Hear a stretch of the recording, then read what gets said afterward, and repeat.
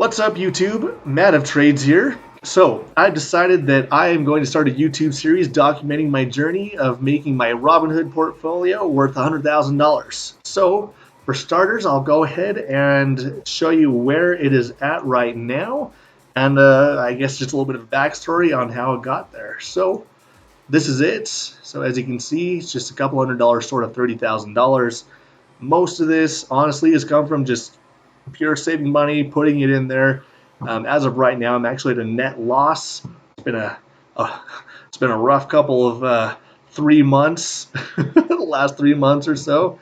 Today is the 25th of January, just as a reference. So, just a little bit more about me. Um, just a regular, average guy, regular job. I'm a father of a 1-year-old. Um, I work as a car salesman. My wife is an HR director, um, and that's my main source of income. I compete in strongman competitions. I really enjoy off-roading. If you explore my YouTube channel a little bit, you'll probably find a couple of videos there. But as of now, I think I've decided that I'm going to make my YouTube channel a little more niche toward documenting my financial journey to $100,000. Then once we hit that, we'll move on to something else. Maybe we'll make it up to 500,000 or whatever. But for now, this is the focus.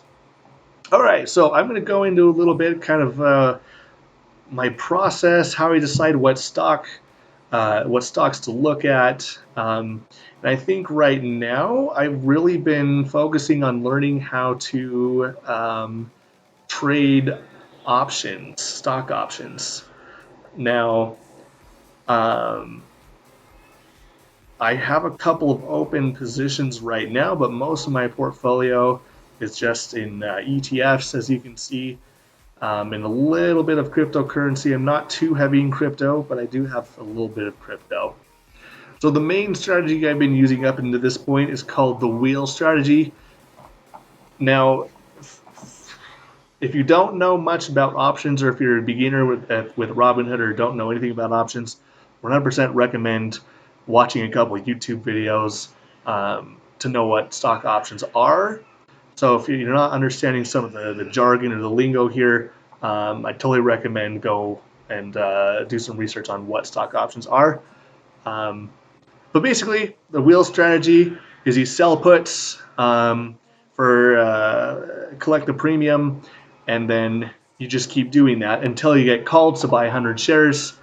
And then once you own 100 shares of a stock, you sell calls to collect the premium, and then you just keep doing that. So that's what these are actually. These are sold some calls here. I have 100 shares of each of these. So I'm collecting the premium using my shares of stock as collateral.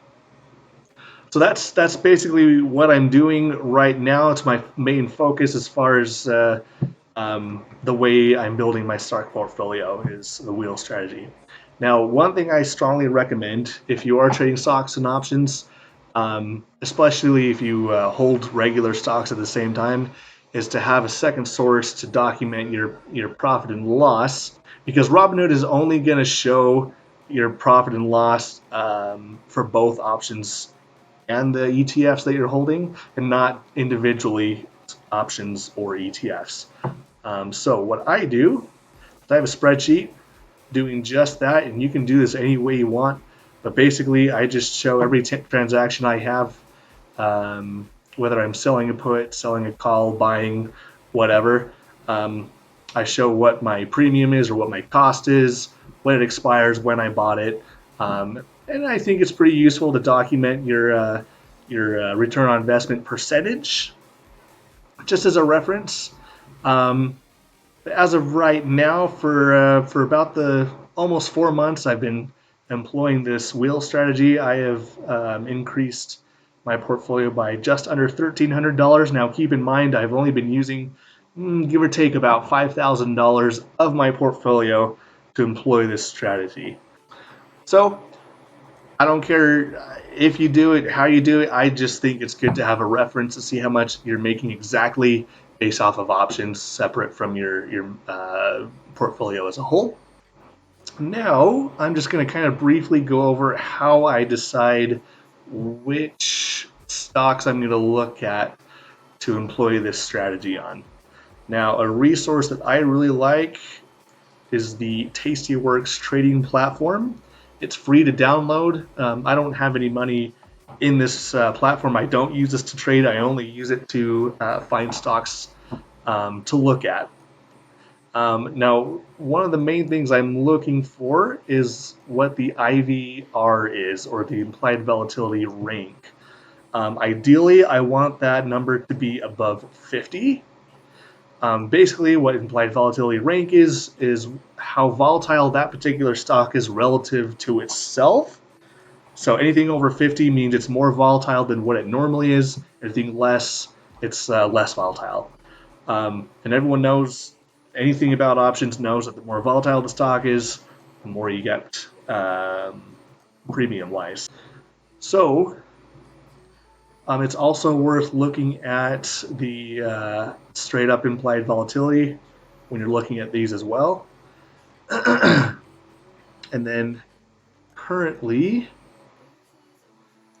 buying power, I only have about $4,500, which means I can only look at stocks that are $45 or less.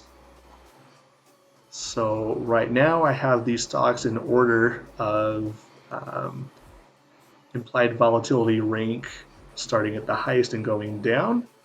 So now I'm going to go down and find a stock that is under $45. Looks like there's one right here, HWM, Helmet, Aerospace something.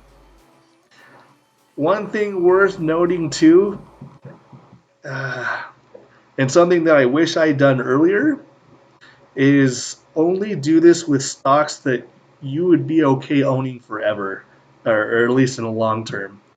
I have no idea about this company, so I think I'm just going to skip out on locking out this one. I don't know anything about them, so I'm just going to keep going here. Okay, so here's one. So Penn National Gaming. So worth noting, it's $43, so I'd have to put up $4,300 in collateral to sell a put, which is the first step in the wheel trading strategy.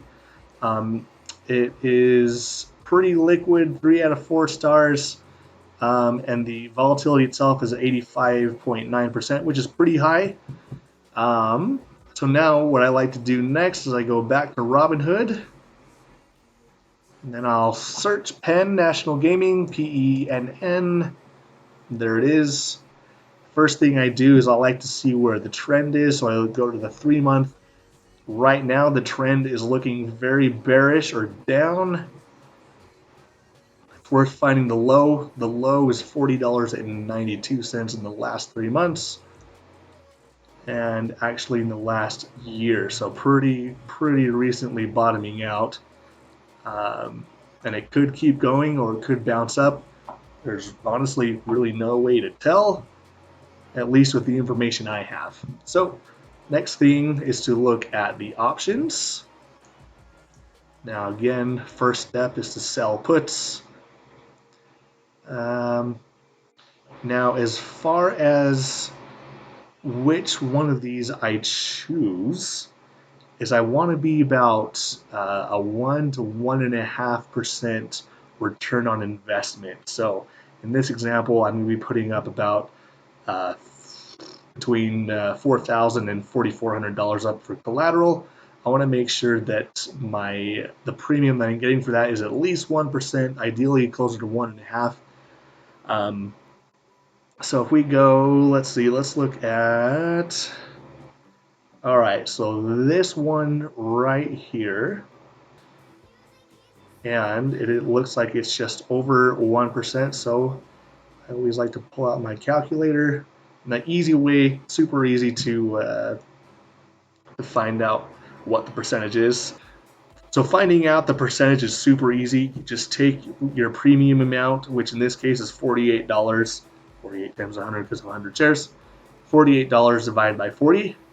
So 48 divided by 40, 1.2%. I think if I were to make a trade on this one personally, I would go for the lower one just because the price is in a downtrend, which does increase your likelihood of getting called to buy 100 shares. Now, let's just say, for example, uh, expiration on this is the 28th, which is actually just in a few days. But let's just say after the 28th, the price goes down to 39. You get called to buy 100 shares. You buy 100 shares at an average price of $39. Next thing to do, you do if you were following the wheel strategy, which is sell calls. This stock here, Matterport, I own 100 shares because I was called to buy 100 shares because I had sold a put, got called to buy it. At an average price of 30, it is a lot lower now, which doesn't make me super happy. It is what it is. I'm just going to hang on to it in this one for the long run, which is why it's super important to only do the strategy on stocks you're comfortable with owning in the long term. But I own 100 shares, so I could look at selling calls. So let's see, if we were to do that, the closest expiration is February 18th. So potentially, selling calls, that's what I want. Oh, look, it changed to night mode. So we could look at this one. So basically, I'd be paid $35 as long as the stock stays under $15 before February 18th. I'd keep that premium. If it goes over, then I am forced to sell the stock at $15 a share, no matter what the price of the stock is. So that's the main strategy that I'm employing here. I hope you guys enjoyed the video. Again, I'm just an average guy. I'm not a professional by any means. I've made many mistakes. I'll probably make some more. I hope you guys can follow my journey, learn from my mistakes, but also learn from my successes. Go ahead and subscribe. I'm going to work on posting videos weekly. Thanks so much for watching. Peace.